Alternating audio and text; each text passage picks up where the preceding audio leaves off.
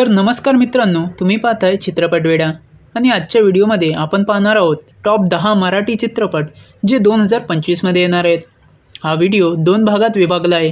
पहिलं तर जे चित्रपट 2024 मध्ये प्रदर्शित होणार होते परंतु काही कारणास्तव 2025 मध्ये ढकलण्यात आले आहेत। तर चला मग आणखी वेळ न घालवता व्हिडिओला सुरुवात करूया। सर्वात पहिलं बोलूया पॅलेट मराठी प्रस्तुत चित्रपट ज्याचं नाव आहे रावसाहेब। तसं तर हा चित्रपट 2024 मध्ये प्रदर्शित होणार होता, पण आता असं वाटतंय की हा चित्रपट 2025 मध्ये येईल। या चित्रपटाच्या रिलीज डेटबद्दल अजून निर्मात्यांनी काही माहिती दिली नाही, पण मला असं वाटतं की हा चित्रपट 2025 मध्ये नक्की प्रदर्शित होईल। मराठी चित्रपटसृष्टीतील स्टार दिग्दर्शक परेश मोकाशे यांचा चित्रपट मुक्काम पोस्ट बोंबिलवाडी देखील डिसेंबर 2024 मध्ये प्रदर्शित होणार होता, पण छावा, बेबी जॉन आणि पुष्पा या चित्रपटांमुळे हाही जानेवारी 2025 मध्ये प्रदर्शित होणार आहे, तेही जानेवारीच्या पहिल्याच आठवड्यात। तसं तर या चित्रपटाचे प्रमोशनल ॲक्टिव्हिटी सुरू झाली आहे आणि असं वाटतंय की हा चित्रपट मराठी सिनेसृष्टीत मोठा धमाका करणार आहे। नोव्हेंबर 2024 मध्ये सुबोध भावे यांचा चित्रपट संगीत मान अपमान प्रदर्शित होणार होता। काही कारणांमुळे हा चित्रपट देखील 2025 मध्ये सरकवण्यात आला आहे। ज्या दिवशी चित्रपटाची अनाउन्समेंट केली आहे त्या दिवसापासूनच या चित्रपटाची हाईप निर्माण झाली होती। हा चित्रपट देखील चांगली कमाई करणार असल्याचं दिसत आहे। 2024 मध्ये दिग्पाल लांजेकर यांचा मुक्ताई नावाचा सिनेमा देखील प्रदर्शित होणार होता, पण याच्या टीजरला प्रेक्षकांकडून चांगला प्रतिसाद मिळाला नाही। प्रेक्षकांनी चित्रपटातील डायरेक्शन, VFX आणि ग्राफिक्स अतिशय वाईट असल्याचे सांगितले आणि मी अशी आशा करतो की तारीख पुढे ढकललीच आहे तर निर्मात्यांनी चित्रपट सुधारून प्रेक्षकांना सुंदर चित्रपट द्यावा। 2025 साठी काही मोठ्या सिक्वल चित्रपटांची देखील अनाउन्समेंट झाली आहे, जिथे सर्वात पहिलं नाव येतं येरे येरे पैसा 3चं, जो एक कॉमेडी फिल्म असणार आहे।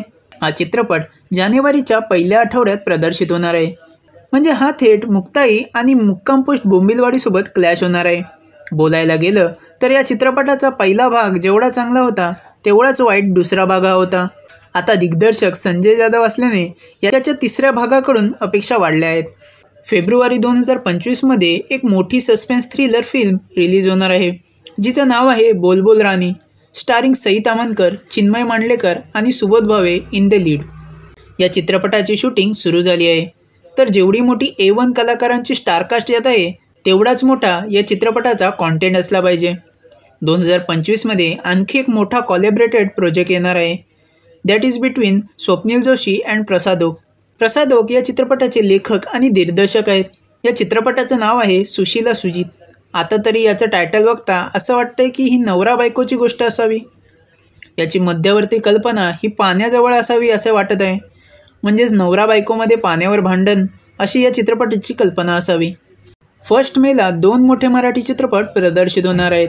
पहिला तर हॉरर चित्रपट अलबत्या गलबत्या।